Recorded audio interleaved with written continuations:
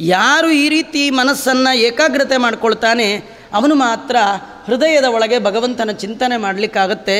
ಅವರೇನು ಮಾಡ್ತಾರೆ? ಕೇಚಿತ್ ಸ್ವದೇಹಾಂತರ್ಹೃದಯಾವಕಾಶೆ ಪ್ರಾದೇಶ ಮಾತ್ರಂ ಪುರುಷಂ ವಸಂತಂ ಚತುರ್ಭುಜಂ ಕಂಜ ಶರ್ತಂಗ ಶಂಕಾ ಗದಾಧರಂ ಧಾರಣಯ ಸ್ಮರಂತಿ. ಅವರು ಮಾತ್ರ ತಮ್ಮ ದೇಹದ ಒಳಗೆ ಇರುವ ಗುಹೆ, ಹೃದಯ ಗುಹೆ ಒಳಗೆ ಆ ಭಗವಂತನ ಚಿಂತನೆ ಮಾಡ್ತಾರೆ. ಚತುರ್ಭುಜಂ, 4 ತೋಳಿನ ಶಂಖಚಕ್ರ ಗದಾ ಪದ್ಮಧರಾಶ್ಚಿಂತ್ಯ ಹರೇರ್ಭುಜಾ ಪೀನವೃತ್ತ ಜಗದ್ರಕ್ಷ ಕೇವಲೋದ್ಯೋಗಿನೋ ನಿಶಂ. ಇಂತಹ ಭಗವಂತನ ರೂಪವನ್ನು ಚಿಂತನೆ ಮಾಡ್ತಾರೆ. ಅವರು ಮಾತ್ರ ಭಗವಂತನ ಪರಮಾನುಗ್ರಹಕ್ಕೆ ಪಾತ್ರರಾಗ್ತಾರೆ. ಒಂದು ದಿನ ಕಣ್ಮುಚ್ಕೊಂಡು ಕೂತು ಮಾತ್ರಕ್ಕೆ ಭಗವಂತನ ಸುಂದರ ರೂಪವನ್ನು ಹೃದಯದಲ್ಲಿ ನೋಡಲಿಕ್ಕೆ ಸಾಧ್ಯ ಇಲ್ಲ. ನೀವು ಧ್ಯಾನಕ್ಕೆ ಕೂತಾಗಲೇ ನಿಮಗೇನೇನೋ ಪ್ರಶ್ನೆಗಳು ತಲೆ ಒಳಗೆ ಬರುತ್ತೆ. 100 ಚಿಂತೆ ಬರೋದು ಯಾವಾಗ ಅಂದರೆ ಕಣ್ಮುಚ್ಕೊಂಡು ಕೂತಾಗಲೇ. ನಿಮ್ಮ ಮನಸ್ಸು ಅಲ್ಲೋಗುತ್ತೆ ಇಲ್ಲೋಗುತ್ತೆ. ಗಾಯತ್ರಿ ನಾವೆಲ್ಲ ನಮಗೆಲ್ಲ ಅನುಭವ. 1 ನಿಮಿಷ 10 ಗಾಯತ್ರಿ ಮಾಡೋಷ್ರೊಳಗೆ ಮನಸ್ಸು 100 ಕಡೆ ಹೋಗುತ್ತಲ್ಲ. ಅದನ್ನು ಹೋಗಬೇಡ ಅಂತ ಕಂಟ್ರೋಲ್ ಮಾಡೋಕ್ಕೆ ಹೋಗಬೇಡಿ. ಅದು ನಿಮಗಿಂತೂ ಜೋರು. ನೀವೇನು ಮಾಡಬೇಕಂದ್ರೆ ಅದು ಹೋಗಲಿ ಬಿಟ್ಟುಬಿಡ್ಬೇಕಂದ್ರೆ, ಹೋದ ಮೇಲೆ ಬಿಡೋದಲ್ಲ, ಮತ್ತೆ ಕರ್ಕೊಂಡು ಬಂದು ದೇವ್ರ ಹತ್ರ ಇಡಬೇಕು. ಹೋಗುತ್ತೆ ಎಳ್ಕೊಂಬರ್ಬೇಕು, ಕರ್ಕೊಂಡು ಬರಬೇಕು. ಮಕ್ಕಳು ಗೇಟಿಂದ ಆಚೆ ಹೋಗ್ತಾರೆ ಅಂತ ಹೊಡೆದು ಕೈಕಾಲು ಮುರಿದು ಹಾಕ್ಬಿಡ್ತೀರಾ? ಅವು ಹೋಗ್ತಾ ಇರುತ್ತೆ, ನೀವು ಕರ್ಕೊಂಡು ಬರ್ತಾ ಇರಬೇಕು. ಹಾಗೆ ನಮ್ಮದೇ ಮನಸ್ಸು ಎಲ್ಲೆಲ್ಲೋ ಹೋಗಿಬಿಡುತ್ತೆ. ಹೋಯಿತು ಅಂತ ಬಿಟ್ಟುಬಿಡ್ಬೇಡಿ, ಹೋಗಲಿ, ಹೋದ್ಮೇಲೆ ಮತ್ತೆ ಎಳ್ಕೊಂಡು ಬಂದು ದೇವರ ಹತ್ರ ಇಡಿ. ಹೋಗುತ್ತೆ ಮತ್ತೆ ಎಳ್ಕೊಂಬಂದಿಡಿ, ಹೋಗುತ್ತೆ ಮತ್ತೆ ಎಳ್ಕೊಂಡು ಬಂದಿಡಿ. ಎಲ್ಲಿವರೆಗೂ ಭಗವಂತನನ್ನು ಧಾರಣೆ ಮಾಡುವ ಸಾಮರ್ಥ್ಯ ಇಲ್ಲ ಅಲ್ಲಿವರೆಗೂ ಮಾಡ್ತಾ ಇರಬೇಕು. ಅದಕ್ಕೆ ಏನು ಮಾಡಬೇಕಂದ್ರೆ ಒಟ್ಟಿಗೆ ದೇವರ ರೂಪ ಚಿಂತನೆ ಮಾಡೋದು ಕಷ್ಟ. ಏಕೈಕ ಶೋಂಗಾನಿ ಧಿಯಾನುಭಾವಯೇತ್, ಒಂದೊಂದೇ ಅಂಗ. ಮುಂದೆ ತೃತೀಯ ಸ್ಕಂದ ಭಾಗವತದಲ್ಲಿ ಭಗವಂತ ಕಪಿಲನಾಮಕ ಪರಮಾತ್ಮ ತನ್ನನ್ನು ಧ್ಯಾನ ಮಾಡುವ ಬಗೆಯನ್ನು ತಾಯಿಗೆ ವರ್ಣನೆ ಮಾಡ್ತಾ, ಸಂಚಿಂತಯದ್ಭಗವತಶ್ಚರಣಾರವಿಂದಂ ವಜ್ರಾಂಕುಶಧ್ವಜ ಸರೋರುಹಲಾಂಚನಾಡ್ಯಂ ಉತ್ತುಂಗರಕ್ತ ವಿಲಸನ್ನ ಖಚಕ್ರಮಾಲ ಜ್ಯೋತ್ಸ್ನಾಭಿರಾಹತ ಮಹದ್ ಹೃದಯಾಂಧಕಾರಂ. ಆ ಭಗವಂತನ ಪಾದ, ಅದರ ಅಂಗಾಲು, ಅದರ ಕೆಂಪು, ಅದರ ಒಳಗಿರ್ತಕ್ಕಂಥ ಧ್ವಜ ವಜ್ರಾಂಕುಶ ರೇಖಾಂಕಿತವಾದ ಅಜ ಭವಾದಿಗಳು ಪೂಜೆ ಮಾಡುವಂಥ ಅತ್ಯದ್ಭುತವಾದ ಚಿಹ್ನೆಗಳು, ಅವುಗಳನ್ನು ನೆನಪು ಮಾಡಿಕೊಳ್ಬೇಕು. ಭಗವಂತನ ಪಾದದ ಬೆರಳಿನ ಉಗುರಿನ ಕಾಂತಿ, ಅದನ್ನು ಚಿಂತನೆ ಮಾಡಬೇಕು. ಹೀಗೆಲ್ಲ ಮಾಡ್ತಾ ಇದ್ದಾಗ ಮಾತ್ರ ಭಗವಂತನ ಪರಮಾನುಗ್ರಹಕ್ಕೆ ಪಾತ್ರರಾಗ್ತಾ ಇದ್ದಾರೆ. ಯಾರು ಈ ರೀತಿ ಎಲ್ಲ ಮಾಡ್ತಾ ಇದ್ದಾರೆ ಅವರ ಮುಂದೆ ಸಾಧನೆ ಪರಿಪಕ್ವ ಆದಾಗ, ಪಕ್ವ ಸಾಧಕರು, ಅಪಕ್ವ ಸಾಧಕರು, ಪರಿಪಕ್ವ ಸಾಧಕರು ಅಂತ ಅವರಿಗೆಲ್ಲ ಪ್ರಯಾಣ ಮಾರ್ಗುವಂತಹ ಮಾರ್ಗಗಳು ಇಡಾ, ಪಿಂಗಳ ಮತ್ತು ಸುಷುಮ್ನ. ಈ ಸುಷುಮ್ನಾ ನಾಡಿಯಲ್ಲಿ ಹೋಗುವವರು ಬ್ರಹ್ಮದೇವರ ಅರಮನೆಗೆ ಹೋಗ್ತಾ ಇದ್ದಾರೆ. ಇನ್ನು ಕೆಲವರು ಸ್ವರ್ಗಾದಿ ಭೋಗಗಳನ್ನು ಅನುಭವಿಸಿ ಮತ್ತೆ ಸಾಧನಾ ಮಾರ್ಗದಲ್ಲಿ ಬರ್ತಾ ಇದ್ದಾರೆ. ಅಪಕ್ವ ಸಾಧಕರು ಪಿತೃಲೋಕಕ್ಕೆ ಹೋಗ್ತಾ ಇದ್ದಾರೆ. ಒಟ್ಟು ಸಾಧನೆಯನ್ನು ಮುಂದುವರಿಸಿ ಭಗವಂತನ ಪರಮಾನುಗ್ರಹಕ್ಕೆ ಪಾತ್ರರಾಗ್ತಾ ಇದ್ದಾರೆ.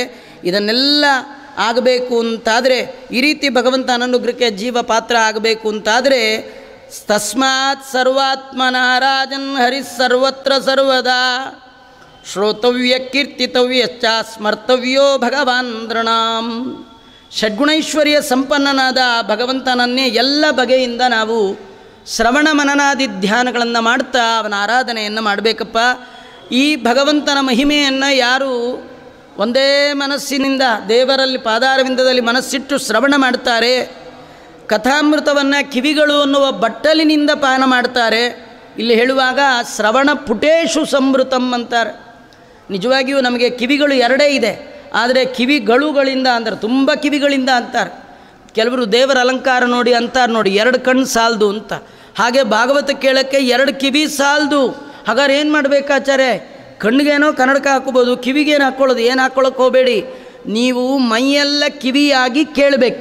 ಅದನ್ನೇ ದಾಸರಂದದ್ದು ಕಿವಿಗೊಟ್ಟಾಲಿಪುದು. ಕಿವಿ ಕೊಟ್ಟು ಅಂದರೆ ಬಾಯಿಯ ಶಕ್ತಿಯನ್ನು ಕಿವಿಗೆ ಕೊಡಬೇಕು, ಕಣ್ಣಿನ ಶಕ್ತಿಯನ್ನು ಕಿವಿಗೆ ಕೊಡಬೇಕು, ನಮ್ಮ ಪಂಚೇಂದ್ರಿಯಗಳ ಶಕ್ತಿಯನ್ನು ಕಿವಿಗೆ ಕೊಡಬೇಕು. ಅರ್ಥಾತ್ ಆಚಾರ್ಯ ನಿಂಪಾಡಿ ನೀವು ಪುರಾಣ ಹೇಳಿ, ಕಿವಿ ನಿಮಗೆ, ಕಣ್ಣು ಸೀರಿಯಲ್ಗೆ ಅಂತ ಕಣ್ಣು ಬೇರೆ ಕಡೆ ಇಟ್ಟರೆ ಪುರಾಣ ಅರ್ಥ ಆಗೋಲ್ಲ. ನಿಂಪಾಡಿ ನೀವು ಮಾಡಿ ನಮ್ಮ ಕೆಲಸ ನಾವು ಮಾಡ್ಕೋತಿರ್ತೀವಿ, ಕೈಯಲ್ಲೇನೋ ಮಾಡ್ತಾಯಿದ್ರೆ ಅರ್ಥ ಆಗಲ್ಲ. ಮನಸ್ಸು ಏಕಾಗ್ರತೆ ಬರಬೇಕು ದೇವರ ಕಥೆ ಕೇಳುವಾಗ. ಅಂದರೆ ಉಳಿದೆಲ್ಲ ಇಂದ್ರಿಯಗಳ ಸಾಮರ್ಥ್ಯವನ್ನು ಕಿವಿಗೆ ಕೊಟ್ಟು ಆಲಿಪುದು ಅನ್ನೋದನ್ನು ತಿಳಿಸ್ಕೊಡ್ತಾ ಇದ್ದಾರೆ. ಯಾರು ಈ ರೀತಿ ಕೇಳ್ತಾ ಇದ್ದಾರೆ, ಕಿವಿಗಳು ಮೈಯೆಲ್ಲ ಕಿವಿಯಾಗಿ ಭಗವಂತನ ಕಥೆ ಕೇಳಿದರೆ ಅವರಿಗೆ ಬೇಕು ಅನ್ನುವ ಬಯಕೇಳು ಹೋಗಿ ಅವರ ಮನಸ್ಸು ಅಲ್ಲಿ ಇಲ್ಲಿ ಅಲಿಯೋದು ಬಿಟ್ಬಿಡತ್ತೆ. ಹರಿದಾಡುವ ಮನಸ್ಸು ಹರಿಯ ಕಡೆ ಹರಿಯಬೇಕಾದರೆ ಕಿವಿಗಳುಗಳಿಂದ ಆ ಭಗವಂತನ ಕಥೆಯನ್ನು ಏಕಾಗ್ರವಾಗಿ ಕೇಳಬೇಕು ಅಂತ ತಿಳಿಸ್ಕೊಡ್ತಾ ಇದ್ದಾರೆ. ಆಮೇಲೆ ಇದು ಅಂತ್ಯಕಾಲದಲ್ಲಿ ಮನುಷ್ಯ ಮಾಡಬೇಕಾದ್ದಪ್ಪ. ಏನು ಮಾಡಬಾರ್ದು ಅಂತ ಕೇಳಿದೆಯಲ್ಲ, ಅದನ್ನು ಹೇಳ್ತೇನೆ ಕೇಳು ಅಂತ ಅವರು ಹೇಳ್ತಾ ಇದ್ದಾರೆ. ಮತ್ತು ಬ್ರಹ್ಮವರ್ಚಸ ಕಾಮಸ್ತು ಯಜೇತ ಬ್ರಹ್ಮಣಸ್ಪತಿಂ. ಒಬ್ಬೊಬ್ಬ ದೇವತೆಯನ್ನು ಆರಾಧನೆ ಮಾಡಿ ಒಂದೊಂದು ಬಗೆಯ ಫಲವನ್ನು ಕೆಲವರು ಪಡಿತಾರೆ. ಹಾಗೆ ಒಬ್ಬೊಬ್ಬ ದೇವತೆಯ ಆರಾಧನೆ ಮಾಡಿ ಒಂದೊಂದು ಫಲವನ್ನು ಪಡೆಯುವ ಕಾರ್ಯಕ್ರಮ ಹಾಕ್ಕೊಳ್ಬಾರ್ದು. ಯಾಕಂದರೆ ಎಲ್ಲ ದೇವತೆಗಳು ಅವರ ಯೋಗ್ಯತೆಗೆ ಅನುಗುಣವಾಗಿ ಅನುಗ್ರಹ ಮಾಡ್ಬೋದೇ ವಿನಃ ಯಾರಿಗೂ ಕೂಡ ಮೋಕ್ಷವನ್ನು ಕೊಡುವಂತಹ ಯೋಗ್ಯತೆ ಇದೆಯಾ ಅಂದರೆ ಮೋಕ್ಷ ಕೊಡುವ ಸಾಮರ್ಥ್ಯ ಭಗವಂತ ಬಿಟ್ಟು ಮತ್ತೊಬ್ಬರಿಗೆ ಇಲ್ಲಂತೆ. ಆ ನಿಟ್ಟಿನಲ್ಲಿ ನಿಮಗೇನು ಬೇಕೋ ಬೇಡವೋ ಅಕಾಮ ಸರ್ವಕಾಮೋವ ಮೋಕ್ಷಕಾಮ ಉದಾರದೀಹಿ ತೀವ್ರೇಣ ಭಕ್ತಿಯೋಗೇನ ಯಜೇತ ಪುರುಷಂ ಪರಂ. ಅಕಾಮ ಏನು ಬೇಡ ಅಥವಾ ಎಲ್ಲ ಬೇಕು ಅಥವಾ ಮೋಕ್ಷ ಬೇಕು, ಹಾಗಾದರೆ ನೀವು ಭಗವಂತನನ್ನೇ ಹಿಡೀರಿ, ಮತ್ತಾರನ್ನೂ ಹಿಡಿಬೇಡಿ. ಇಲ್ಲಿ ಹೇಳುವಾಗ ಅಕಾಮ ಅಂತಾರೆ. ಅಕಾಮ ಅನ್ನೋದು ಬಹಳ ದೊಡ್ಡದು ರೀ. ಅಕಾಮ ಅಂದರೆ ಏನೂ ಬೇಡ ಅಲ್ಲ, ಎರಡಿದೆ ನೋಡಿ, ಸರ್ವಕಾಮ ಎಲ್ಲ ಬೇಕು, ಮೋಕ್ಷಕಾಮ ಮೋಕ್ಷ ಬೇಕು. ಈ ಅಕಾಮ ಅಂದರೆ ಏನು ಗೊತ್ತಾ? ಆ ಅಂದರೆ ಭಗವಂತ, ಅವನನ್ನೇ ಕಾಮಿಸುವವರು. ಅವರಿಗೆ ಸ್ವರ್ಗ ಬೇಡ, ಅವರಿಗೆ ಮೋಕ್ಷವೂ ಬೇಡ, ಮತ್ತೇನು ಬೇಕು? ಭಗವಂತ ನೀನೇ ಬೇಕು ಅಂತಾರೆ. ಯಾರವರು? ಏಕಾಂತ ಭಕ್ತರು. ಹನುಮಂತನೇ ಮೊದಲಾದವರು ರಾಮದೇವರಲ್ಲಿ ಮೋಕ್ಷ ಕೊಡ್ತೀನಿ ಅಂದ್ರೆ ಕೇಳಿದ್ರ? ಅವ್ರೇನು ಕೇಳಿದ್ರು? ಸ್ವಾಮಿ ನೀ ಸಾಕ್ ಸ್ವಾನಂದ ಹೇತೌ ಭಜತಾಂ ಜನಾನಾಂ ಮಗ್ನ ಸದಾ ರಾಮ ಕಥಾ ಸುಧಾಯಾಂ. ಇವತ್ತಿಗೂ ಕೂಡ ಹನುಮಂತ ದೇವರು ಭಗವಂತ ನಿನ್ನ ನಾಮಸ್ಮರಣೆ ಮಾಡಿದಾಗ ಏನು ಆನಂದ ಆಗತ್ತೆ, ಆ ಆನಂದದ ಮುಂದೆ ನೀ ಮೋಕ್ಷದಲ್ಲಿ ಕೊಡುವ ಆನಂದವೂ ಅಲ್ಲ. ಆದ್ದರಿಂದ ನಂಗೆ ಬೇಡ, ನಂಗೆ ನೀನೇ ಬೇಕು, ಮತ್ತೇನು ಬೇಡ. ಕೆಲವರು ಮೋಕ್ಷಕ್ಕೆ ಹೋಗ್ತಾರಲ್ಲ, ಅವರು ಮೋಕ್ಷಕ್ಕೆ ಯಾಕೆ ಹೋಗ್ತಾರೆ ಅಂದರೆ ಯಾವಾಗಲೂ ದೇವರು ನೋಡ್ಬೋದಲ್ಲ ಅನ್ನುವ ಬಯಕೆಯಿಂದ ಹೋಗ್ತಾರಂತ. ಹಾಗಾಗಿ ನಿಮಗೆ ಯಾವ ಕಾಮನೆ ಇದ್ದರೂ ಆ ಭಗವಂತನ ಆರಾಧನೆ ಮಾಡಬೇಕು ಅಂತೆಲ್ಲ ಹೇಳುವಾಗ ಇಷ್ಟು ಮಾತನ್ನು ಶುಕರು ಪರೀಕ್ಷಿತರಿಗೆ ಹೇಳಿದರು. ಪರೀಕ್ಷಿತನಿಗೆ ಹೇಳಿದ್ರು ಅಂತ ಸೂತಾಚಾರ್ಯರು ಶೌನಕಾದಿಗಳಿಗೆ ಹೇಳಿದರು. ಶೌನಕಾದಿಗಳಿಗೆ ಮೈಯೆಲ್ಲ ರೋಮಾಂಚನ ಆಯಿತು. ಅವರಂತ ಇದ್ದಾರೆ, ಇಂತಹ ಭಗವಂತನ ಕಥೆಯಲ್ಲಿ ಮನಸ್ಸು ಕೊಡದವನು ಮನುಷ್ಯನೇ, ವ್ಯರ್ಥವಲ್ಲವೇ ಜನ್ಮ.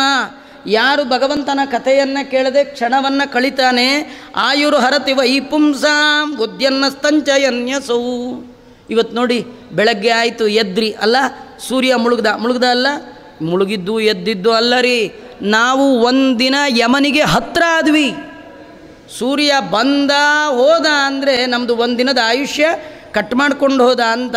ಆದ್ದರಿಂದ ಒಂದು ಕ್ಷಣವಾದರೂ ತಸ್ಯರ್ಥೆ ಯಕ್ಷಣೋ ನೀತಃ ಉತ್ತಮ ಶ್ಲೋಕವಾರ್ತಯ. ಆದ್ದರಿಂದ ಯಾವತ್ತೂ ದಿನ ಸೂರ್ಯ ಉದಯದಿಂದ ಸೂರ್ಯ ಅಸ್ತಮಾನದ ಒಳಗೆ ಇಡೀ ಎದ್ದಾಗಿಂದ ರಾತ್ರಿ ಮಲಗೋದ್ರೊಳಗೆ ಒಂದು ಕ್ಷಣವಾದರೂ ಭಗವಂತನ ಭಕ್ತರ ಕಥೆಯನ್ನು ಕೇಳಬೇಕು. ಶ್ಲೋಕಾರ್ಧಂ ಶ್ಲೋಕಪಾದಂ ವಾ ನಿತ್ಯಂ ಭಾಗವತೋದ್ಭವಂ. ಕೇಳಲಿಲ್ಲ ಅಂದರೆ ಮಲ್ಕೊಳ್ಳೋಕೆ ಮುಂಚೆ ಗಟ್ಟಿಯಾಗಿ ಅಳಬೇಕಂತ. 12:30 11 ಗಂಟೆ ನೀವು ಟಿ ವಿ ಗಿವಿ ಅದು ಇದು ನೋಡಿ ಎಲ್ಲ ಮುಗಿದಿದ್ದೇನು ಮಲ್ಕೊಳ್ಳುವಾಗ ಟೈಮ್ ನೋಡ್ಕೊಳ್ತೀರಿ, 12 ಆಗಿಬಿಟ್ಟಿದೆ. ಆದರೆ ಎಷ್ಟೊತ್ತಿಗೆ ಎದ್ದೆ ಎಷ್ಟೊತ್ತಿಗೆ ಮಲಗ್ತಾ ಇದ್ದ ನಡುವೆ ದೇವರಿಗೆ ಸಂಬಂಧಪಟ್ಟಂಥ ಏನಾದರೂ ಕತೆ ಕೇಳಿದ್ನ ಏನೂ ಇಲ್ವಾ ಹೋ ಅಂತ ಅಳಬೇಕಂತ. ಯಾಕಂದರೆ ಅವನದು ಆಯುಷ್ಯ ಅವತ್ತು ವ್ಯರ್ಥ ಆಯಿತು. ಅಲ್ಲ, ಏನಾರು ಮಾಡಿದ್ರೆ ವಾಪಸ್ ಬರುತ್ತಾ? ಬ್ರಹ್ಮದೇವರಿಗೆ ಕಳೆದ ಕಾಲ ಬರೋಲ್ಲ ಅಂದಮೇಲೆ ನಮಗೂ ನಿಮಗೂ ಬರುತ್ತಾ? ಪಾಸ್ಟ್ ಈಸ್ ಪಾಸ್ಟ್ ಅಲ್ಲ, ಬದುಕಿದೀವಲ್ಲ ಅದೇ ದೊಡ್ಡದಾಚಾರ್ಯ. ಬದುಕೋದಾ? ನೀವೇನು ಬದುಕೋದು? ಮರ ಗಿಡಗಳು ಬದುಕಿದೆ, ತರವಕ್ಕಿನ್ನ ಜೀವಂತಿ ಅಲ್ಲ, ಅವೇನು ಉಸಿರಾಡುತ್ತಾ? ನಾವು ಉಸಿರಾಡ್ತೀವಿ, ನೀವೇನು ಉಸಿರಾಡೋದು? ಆ ಕಲಾಯಿ ಮಾಡೋನು ಆ ತಿದಿ ಅಂತ ಇಟ್ಕೊ ಬಸ್ ಬುಸ್ ನಿಮಗಿಂತೂ ಚೆನ್ನಾಗಿ ಉಸಿರಾಡುತ್ತೆ, ಅದೇನು ಪ್ರಯೋಜನ ಇಲ್ಲ. ಮತ್ತು ಅಲ್ಲ ಆಚಾರ್ಯ, ಉಸಿರಾಡೋದು ಬದುಕೋದಲ್ಲ. ಊಟ ಗಿಟ ಮಾಡ್ಕೊಂಡು ತಿಂಡಿ ಗಿಂಡಿ ಮಾಡಿಕೊಂಡು ಬೇಕಾದ್ರೆ ತಿನ್ಕೊಂಡು ಉಣ್ಕೊಂಡಿದ್ದೀವಿ ಅಂದರೆ ನಿಮಗಿಂತೂ ಚೆನ್ನಾಗಿ ಪ್ರಾಣಿಗಳು ತಿಂದು ಉಂಡು ಮಾಡ್ತಾ ಇದೆ. ನ ಖಾದಂತಿ ನ ಮೇಹಂತಿ ಕಿಂಗಾಮ ಪಶವೋ ಪರೇ. ನಿಮಗೂ ಪ್ರಾಣಿಗೆ ವ್ಯತ್ಯಾಸ ಏನು? ಯಾರು ದೇವರ ಕಥೆಯನ್ನು ಕೇಳೋಲ್ಲ ಅವನು ನರಿ ನಾಯಿಗೆ ಸಮಾನ ಅಂತಾರೆ. ಶ್ವವಿಡ್ರಾಹೋಷ್ಟ್ರ ಕರೈ ಸತುಲ್ಯ ಪುರುಷ ಪಶು. ಅವನು ಪುರುಷ ಅಂತ ಆಗಬೇಕಾ? ಹಾಗಾದ್ರೆ ದೇವರ ಕಥೆ ಕೇಳಬೇಕು. ಇಲ್ಲ ಅಂದರೆ ಸಾಮಾನ್ಯ ನೇಮ್ ಅವನಿಗೆ ಪಶು ಪ್ರಾಣಿ. ಯಾವುದು? ಶ್ವ ಅಂದರೆ ನಾಯಿ, ವಿಟ್ವರಾಹ ಅಂದರೆ ಹೊಲಸು ತಿನ್ನುವ ಹಂದಿ, ಆಮೇಲೆ ಉಷ್ಟ್ರ ಅಂದರೆ ಒಂಟೆ, ಖರ ಅಂದರೆ ಕತ್ತೆ. ಈ 4 ಪ್ರಾಣಿಗೆ ಸಮಾನ. ಯಾರು? ಯತ್ಕರ್ಣಪತೋಪೇತೋ ಜಾತು ನಾಮ ಗದಾಗ್ರಜ. ಯಾರ ಕಿವಿಯಲ್ಲಿ ಗದಾಪಾಣಿ ಶಂಖಚಕ್ರ ಗದಾಪಾಣಿಯಾದ ಭಗವಂತನ ಮುಕುಂದನ ಕತೆ ಬಿದ್ದಿಲ್ಲ ಅವನು ಈ 4 ಪ್ರಾಣಿಗೆ ಸಮ ಅಂತ ಅವನನ್ನು ನಿಂದೆ ಮಾಡ್ತಾ ಮತ್ತೆ ಹೇಳ್ತಾ ಇದ್ದಾರೆ. ದೇವರ ಕಥೆ ಕೇಳ್ತಾ ಕೇಳ್ತಾ ಶೌನಕಾದಿಗಳಂತಾರೆ ಸೂತರಿಗೆ, ದೇವರ ಕಥೆ ಕೇಳ್ತಾ ಕೇಳ್ತಾ ಕೇಳ್ತಾ ಹೃದಯ ಕರಗಬೇಕಂತ. ಕರಗಿ ನಮ್ಮ ಮನಸ್ಸು ಹರಿ ಕಡೆ ತಾನಾಗೆ ಹರ್ಕೊಂಡು ಹೋಗ್ಬೇಕು. ಕೆಲವ್ರಿಗೆ ಆಗತ್ರಿ, ಕೆಲವರು ಪ್ರವಚನಕ್ಕೆ ಕೂತಾಗ ಹೇಳ್ತಾರೆ, ಹೇಳುವಾಗ ಟೈಮ್ ಹೋಗಿದ್ದೇ ಗೊತ್ತಾಗಲಿಲ್ಲ ಅಂತಾರೆ. ಅವರ ಮನಸ್ಸು ಭಗವಂತನ ಕಡೆ ಹೋಯಿತು ಅಂದರೆ ಅದಕ್ಕಿಂತ ದೊಡ್ಡದಿಲ್ಲ. ಯಾರ ಮನಸ್ಸು ದೇವರ ಕಥೆ ಕೇಳಿ ಹೃದಯ ಕರಗೋಲ್ಲ ಅದು ಕಲ್ಲಿನಿಂದ ಮಾಡಿರಬೇಕು ಅಂತಾರೆ. ತದಶ್ಮ ಸಾರಂ, ಅಶ್ಮ ಅಂದರೆ ಕಲ್ಲು, ತದಶ್ಮ ಸಾರಂ ಹೃದಯಂಬತೇದಂ ಯದ್ಗೃಹ್ಯಮಾಣೈ ಹರಿನಾಮಧೇಯೈ ನ ವಿಕ್ರಯೇತಾತ ಮುಖೇ ವಿಕಾಸೋ ನೇತ್ರೇ ಜಲಂ ಗಾತ್ರ ರುಹೇಶು ಹರ್ಷ.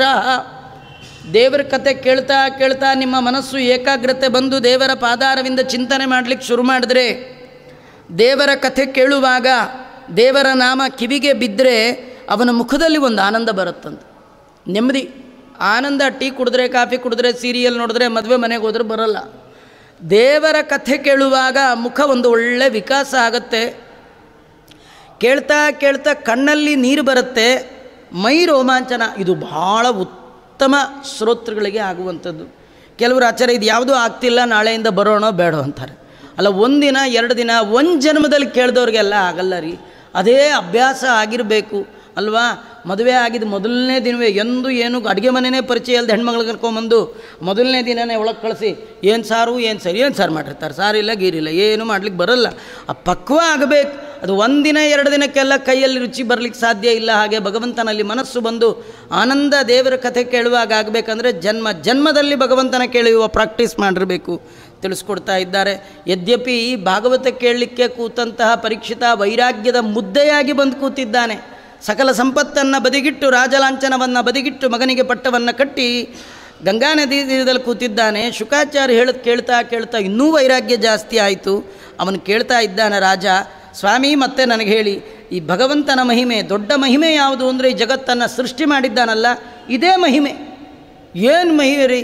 ಬಹುಚಿತ್ರ ಜಗದ್ಬಹುದಾಕರಣಾತ್ ಪರಶಕ್ತಿರನಂತ ಗುಣಪರಮಃ. ಏನೆಲ್ಲ ವಿಚಿತ್ರ ಪ್ರಾಣಿ ಪ್ರಪಂಚ ಇದೆ. ಮನುಷ್ಯರಿದ್ದಾರೆ ಡಿಫ್ರೆಂಟ್. ಒಬ್ಬ ಮನುಷ್ಯನ ಕೂದಲಿದ್ದಾಗ ಇನ್ನೊಬ್ಬನ ಮನುಷ್ಯನ ಕೂದಲಿಲ್ಲ, ಒಬ್ಬನ ಫಿಂಗರ್ ಪ್ರಿಂಟ್ ಇದ್ದಾಗ ಇನ್ನೊಬ್ಬಂದಿಲ್ಲ. ಇವಾಗೆಲ್ಲ ಕಡೆ ತಮ್ಮು, ಯಾಕೆಂದರೆ ಇದಲ್ಲಿ ಬೇರೆ ಅದಲ್ಲಿ ಬೇರೆ. ಎಂಥ ವಿಚಿತ್ರ. ಇನ್ನೆಷ್ಟು ಡೈ, ಒಂದೇ ಡೈ ಇದ್ದರೆ ಎಲ್ಲರೂ ಒಂದೇ ಥರ ಇದ್ಬಿಟ್ರೆ ಏನು ಮಾಡಬೇಕು? ಇಡೀ ಜಗತ್ತಲ್ಲಿರೋರೆಲ್ಲ ಒಂದೇ ಥರ ಇದ್ಬಿಟ್ರೆ ನೋಡಿ, ಎಲ್ಲರಿಗೂ ಒಂದೇ ಮಗು, ಒಂದೇ ಮುಖ, ಒಂದೇ ಕೈ ಎಲ್ಲ ಇದೆ, ಆದರೂ ಡಿಫ್ರೆಂಟ್. ಎಂಥ ಅದ್ಭುತ ರೀ ಭಗವಂತ. ಇಂಥ ಸೃಷ್ಟಿನ ಹೇಗೆ ಮಾಡ್ತಾನವನು ಅದನ್ನು ಕೇಳ್ತಾನೆ. ಯಥೇದಂ ಸೃಜ್ಯತೆ ವಿಶ್ವಂ ದುರ್ವಿಭಾವ್ಯಮಧೀಶ್ವರೈ ಅಂತ ದೊಡ್ಡವರಿಗೂ ಕೂಡ ಇಮ್ಯಾಜಿನ್ ಮಾಡಲಿಕ್ಕೂ ಸಾಧ್ಯ ಇಲ್ಲ ದೇವರು ಮಾಡುವ ಸೃಷ್ಟಿಯ ವೈಚಿತ್ರ್ಯ. ನಿಜವಾಗಿಯೂ ನೀವು ಈ ಪ್ರಪಂಚ ನೋಡಿದಕ್ಕಿಂತ ಸಮುದ್ರದ ಒಳಗೆ ವಿಚಿತ್ರ ಪ್ರಾಣಿಗಳು, ಎಂಥ ಮೀನುಗಳು, ಅವುಗಳ ಬಣ್ಣ ಮತ್ತು ಹಕ್ಕಿಗಳು, ಅವುಗಳ ಬಣ್ಣ ಎಂಥ ಕಾಂಬಿನೇಷನ್. ಹಸಿರು ಗಿಣಿ, ಕೆಂಪು ಮೂಗು, ಎಂಥ ಅದ್ಭುತ ಕಾಂಬಿನೇಷನ್ ನೋಡಿ. ನಮ್ಮ ಬಣ್ಣ ಎಲ್ಲ ಹೋಗಿಬಿಡುತ್ತೆ, ಆ ಗಿಣಿ ಬಣ್ಣ ಸಾಯೋವರೆಗೂ ಇರ್ತದೆ. ಪೌಡ್ರ್ ಹಚ್ಕೋಬೇಕಾದಿಲ್ಲ, ಸ್ನೋ ಇಲ್ಲ, ಏನಿ ಬೇಡ, ಏನಿಲ್ಲ. ದೇವ್ರು ಯಾವತ್ತೋ ಸೋಪ್ ಹಚ್ಚಿ ಮೈ ಸ್ನಾನ ಮಾಡಲ್ಲ. ಎಂಥ ಅದ್ಭುತ ರೀ. ನಾವು ಹಲ್ಲು ಉಜ್ಜುತ್ತೀವಿ, ಆದರೂ 50-60ಕ್ಕೆ ಒಂದೊಂದೇ ವಿಕೆಟ್ ಡೌನ್ ಆದಾಗ ಎಲ್ಲ ಹೋಗೇ ಬಿಡುತ್ತೆ. ಹುಲಿಗೆ ಸಾಯೋವರೆಗೂ ಇರುತ್ತೆ ರೀ, ಹೊಲ್ಲೇ ಉಜ್ಜಲ್ಲ. ಏನು ಮಹಿಮಾ ಇದು! ಯಾರು ಕೊಟ್ಟಿದ್ದು? ರಕ್ಷಣೆ ಮಾಡಿದ್ಯಾರು? ದೇವರಂತ ಕೊಡೋನು ನಾನೇ, ಕಾಯೋನು ನಾನೇ. ನಾನು ಕೊಟ್ಟ ಮೇಲೆ ನನ್ನ ಮರೆತು ಇದರ ರಕ್ಷಣೆ ನಾವೇ ಮಾಡ್ಕೊಳ್ಬೇಕು ಅಂಥೇಳಿ ಆ ಒಸಡಿಗೊಂದು ಪೇಸ್ಟು, ಹಲ್ಗೊಂದು ಪೇಸ್ಟ್, ಇವಾಗೆಲ್ಲ 2 ಒಸಡಿಗೆ ಬೇರೆ ಅಂತೆ, ಹಲ್ಲಿಗೆ ಬೇರೆ, ಹೀಗೆಲ್ಲ ಮಾಡ್ಕೊಂಡು ಕೂತ್ರೆ ನೀವೇ ರಕ್ಷಣೆ ಮಾಡ್ಕೊಳ್ಳೋದಾದರೆ ಮಾಡ್ಕೊಳ್ಳಿ, ನಾವು ಒಳಗೆ ಕೂತು ವಿಕೆಟ್ ಡೌನ್ ಮಾಡ್ತೀನಿ ಅಂತ ಒಂದೊಂದೇ ಹಲ್ಲು ಇಂದ್ರಾರಮಣ ಗೋವಿಂದ ಆಗಿಬಿಡುತ್ತೆ. ಅದರಿಂದ ಕೊಡುವ ಕರ್ತೃ ಆ ಭಗವಂತ, ಅವನೇ ಕೊಡಬೇಕು. ಎಂಥ ಅದ್ಭುತ ಸೃಷ್ಟಿ ಆ ಭಗವಂತನದು. ಇಂಥ ಸೃಷ್ಟಿಯನ್ನು ಹೇಗೆ ಮಾಡ್ತಾನೆ? ಸೃಷ್ಟಿ ಮಾಡೋದು ದೊಡ್ಡದಲ್ಲ ರೀ, ಅದನ್ನು ರಕ್ಷಣೆ ಮಾಡೋದಿದೆಯಲ್ಲ ಅದಿನ್ನೂ ದೊಡ್ಡದು. ಹೇಗೆ ರಕ್ಷಣೆ ಮಾಡ್ತಾನೆ? ಮತ್ತು ಅಷ್ಟೇ ಅಲ್ಲ, ಮತ್ತು ಸಂಯಚ್ಛತೆ ಪುನಃ ಭಗವಂತ ಮತ್ತೆ ಅವುಗಳ ನಾಶ ಕೂಡ ಅವನೇ ಮಾಡ್ತಾನೆ. ಸೃಷ್ಟಿ, ಸ್ಥಿತಿ, ಸಂಹಾರ ಎಲ್ಲವೂ ಅವನೇ. ಅದರಲ್ಲಿ 3 ಪ್ರಧಾನ: ಸೃಷ್ಟಿ, ಸ್ಥಿತಿ, ಸಂಹಾರ. ಸೃಷ್ಟಿ ಮಾಡ್ಬೋದು, ಸೃಷ್ಟಿ ಮಾಡಿದ್ದನ್ನು ರಕ್ಷಣೆನೂ ಮಾಡ್ಬೋದು ರೀ. ಸಂಹಾರ ಹೇಗೆ ಮಾಡೋದ್ರಿ? ಯಾಕಂದರೆ ನಮ್ಮದೇ ಮಗು, ನಾವೇ ಸೃಷ್ಟಿ ಮಾಡಿದ್ದು, ರಕ್ಷಣೆ ಮಾಡಿದ್ದು ನಾವೇ ಮುಗಿಸ್ತೀವ? ಇಲ್ಲ, ಆಗೋದೇ ಇಲ್ಲ. ನಮ್ಮ ಕಣ್ಣೆದುರಿಗೆ ನ್ಯಾಚುರಲ್ಲಾಗಿ ಆ ಮಗು ಪ್ರಾಣ ಬಿಟ್ಟರು ಕೂಡ ನಮ್ಗೆ ಹೋನ್ನತ್ತೆ. ಇನ್ನು ನಾವೇ ಕೈಯಾರೆ ಸಂಹಾರ ಮಾಡಲಿಕ್ಕೆ ಬರುತ್ತಾ? ಅಷ್ಟೇ ಅಲ್ಲ, ಇಲ್ಲಿ ವಿಚಿತ್ರ ಅಂದರೆ ನಾವು ದೇವರು ಮಾಡುವ ಸೃಷ್ಟಿಯನ್ನು ಆಟ ಅಂತೀವಿ, ಲೀಲಾ ಅಂತೀವಿ. ದೇವರು ಮಾಡುವ ಸ್ಥಿತಿಯೂ ಭಗವಂತನಿಗೆ ಅದೊಂದು ಆಟ. ಇದೆರಡು ಆಟ ಆಗ್ಬೋದು ರೀ. ಸಂಹಾರ ಅದು ಲೀಲೆ ಅಂತ, ಅದ್ಯಾಗ ಆಟ ರೀ? ಇದೇನು ಭಾಳ ವಿಚಿತ್ರ. ದಯಮಾಡಿ ಯಾಂ ಯಾಂ ಶಕ್ತಿಮುಪಾಶ್ರಿತ್ಯ ಪುರುಷಕ್ತಿ ಪರಪ್ಪುಮಾನ್ ಆತ್ಮಾನಂ ಕ್ರೀಡನ್ ಕರೋತಿ ವಿಕರೋತಿ ಚ. ಯಾವ್ಯಾವ ಶಕ್ತಿಯನ್ನು ಆ ಸಂದರ್ಭದಲ್ಲಿ ಭಗವಂತ ಉಪಭೋಗ ಮಾಡ್ತಾನೆ. ಯಾರನ್ನಾದರೂ ಆಶ್ರಯ ಮಾಡಿಕೊಂಡು ಇಷ್ಟು ದೊಡ್ಡ ವ್ಯವಸ್ಥೆಯಲ್ಲಿ ಯಾರಾದರೂ ಇದ್ದಾರಾ ಅವನ ಜೊತೆಗೆ? ಅಷ್ಟೇ ಅಲ್ಲ, ಇದೆಲ್ಲ ಅವನಿಗೆ ಕ್ರೀಡೆ ಅಂತೀರಿ, ಕ್ರೀಡೆಯನ್, ಇದೊಂದು ಆಟ ಅಂತೀರಿ ಅವನಿಗೆ. ನೂನಂ ಭಗವತೋ ಬ್ರಹ್ಮನ್ ಹರೇರದ್ಭುತ ಕರ್ಮಣ ದುರ್ವಿಭಾವ್ಯಂ ಇವಾಭಾತಿ ಕವಿಭಿಶ್ಚ ವಿಚೇಷ್ಟಿತಂ. ಜ್ಞಾನಿಗಳಿಗೂ ಕೂಡ ದೇವರು ಹೇಗೆ ಮಾಡ್ತಾನೆ ಅಂತ ಊಹೆ ಮಾಡಲಿಕ್ಕೂ ಸಾಧ್ಯ ಇಲ್ಲ. ಅಂಥದ್ದನ್ನು ದಯಮಾಡಿ ಆ ಭಗವಂತ ಮಾಡುವ ಸೃಷ್ಟಿ, ಅವನು ಮಾಡುವ ಸ್ಥಿತಿ, ಲಯ, ಬಂಧ, ಮೋಕ್ಷ, ಜ್ಞಾನ, ಅಜ್ಞಾನ. ನೋಡಿ, ಎಷ್ಟೋ ಬಾರಿ ನಾವು ಮನೇಲಿ ಏನೋ ಒಂದು ಈ ವಸ್ತು ಎಲ್ಲೋ ಇಟ್ಬಿಟ್ಟಿರ್ತೀವಿ, ನಾವೇ ಇಟ್ಟಿದ್ದು, ಮರ್ತೋಗಬಾರ್ದು ಅಂತ ಭಾರೀ ಮಾಡ್ಕೊಂಡು ಅಲ್ಲಿ ಇಟ್ಟಿರ್ತೀವಿ. 2 ದಿವಸ ಬಿಟ್ಟು ಮರ್ತೇ ಹೋಗ್ಬಿಡತ್ರಿ. ಇಡಬೇಕು, ಜ್ಞಾನ ಕೊಟ್ಟವನು ಅವನೇ, ಮರೆಸಿದ್ದು ಅವನೇ. ಇನ್ನೊಂದು ವಾರ ಆದಮೇಲೆ ಯಾವತ್ತೋ ಏನೋ ಹುಡ್ಕೋಕ್ಕೋದ ಅಲ್ಲಿ ಸಿಕ್ಬಿಡು, ಜ್ಞಾನ ಬಂದಿದ್ದು ಅವ್ನು ಕೊಟ್ಟಿದ್ದು ಎಲ್ಲ ಅವನೇ. ಹೇಗೆ ಮಾಡ್ತಾನಿದು? ಇದು ನಮಗೆ ಊಹೆ ಮಾಡಲಿಕ್ಕೂ ಕೂಡ ಸಾಧ್ಯ ಇಲ್ಲ.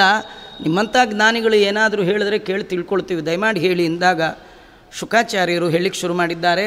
ಈಗ ನಿಜವಾಗಿ ಶುಕಾಚಾರ್ಯರು ಭಾಗವತದ ಮಂಗಳಾಚರಣೆಯನ್ನು ಅವರು ಮಾಡ್ತಾ, ನಮಃ ಪರಸ್ಮೈ ಪುರುಷಾಯ ಭೂಯಸೆ ಸದುದ್ಭವಸ್ಥಾನ ನಿರೋಧ ಲೀಲಯ ಗೃಹೀತ ಶಕ್ತಿ ತ್ರಿತಯಾಯ ದೇಹಿನಾಂ ಅಂತರ್ಧ್ರುವಾಯ ಅನುಪಲಭ್ಯ ವರ್ತಮನೆ. ನಮಃ ಪರಸ್ಮೈ ಪುರುಷಾಯ ಭೂಯಸೆ. ಆ ಪರಮಾತ್ಮನಿಗೆ ಮತ್ತೆ ಮತ್ತೆ ಮತ್ತೆ ನಮಸ್ಕಾರ ಮಾಡ್ತೀನಿ ಅಂತಾರೆ. ಎಷ್ಟು ಮಾಡಿದ್ರೂ ಕಡಿಮೆ ರೀ.